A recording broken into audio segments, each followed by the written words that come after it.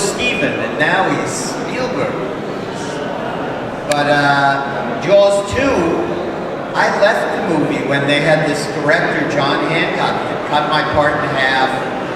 It was just not a good script, good role. And then they fired him, and they asked me back, and I came back also. But Jaws 2 was so tough that they say that if any of us ever went to prison, you get 6 months off of any jail term just for doing Jaws 2.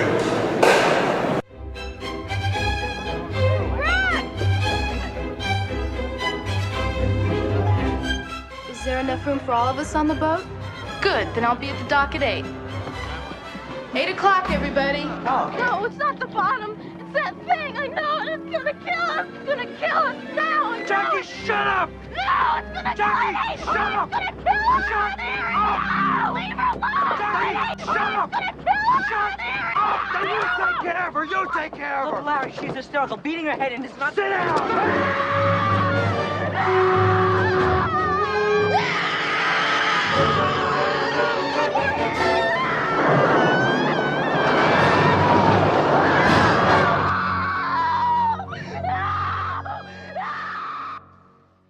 First Jaws movie, and did it work as a movie of its own, as a sequel? Did you think it worked? We can both answer, but Jaws 2 was at the time one of the most successful sequels.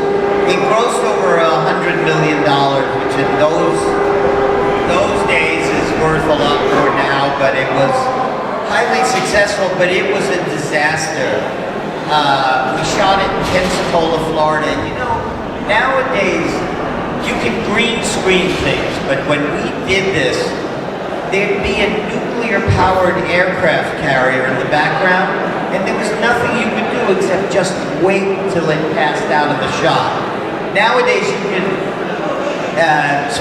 use special effects and Chiron it out of the shot. You can just easily do things like that.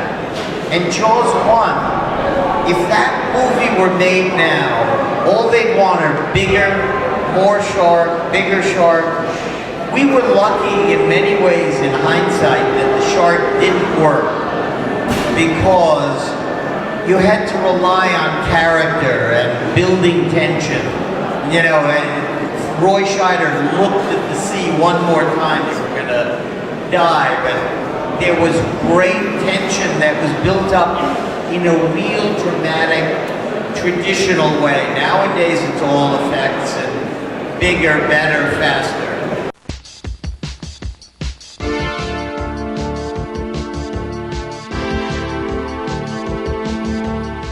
Her name is Angel.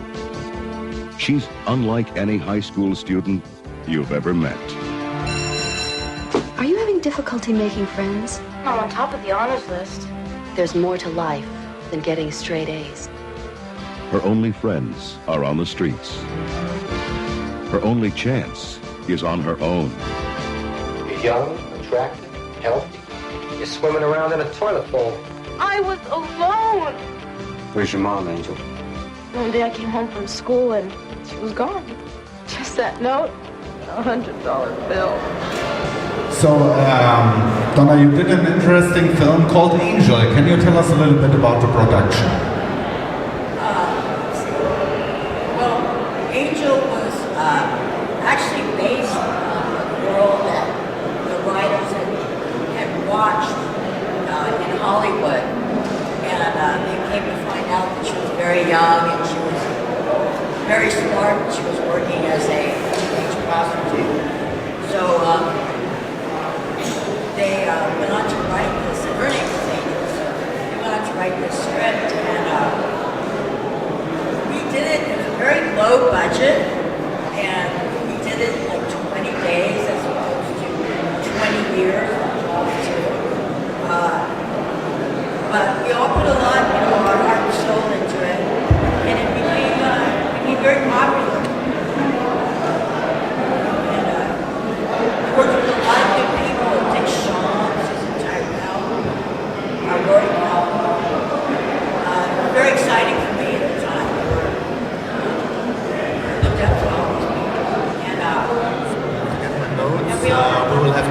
questions from the audience later.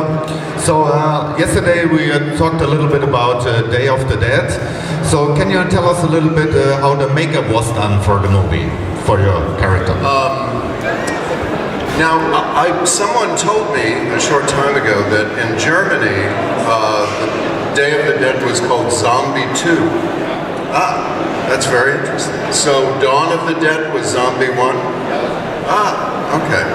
Well, Zombie 2, or Day of the Dead, as they called it in America, I played the character Bub, a zombie, an intelligent zombie.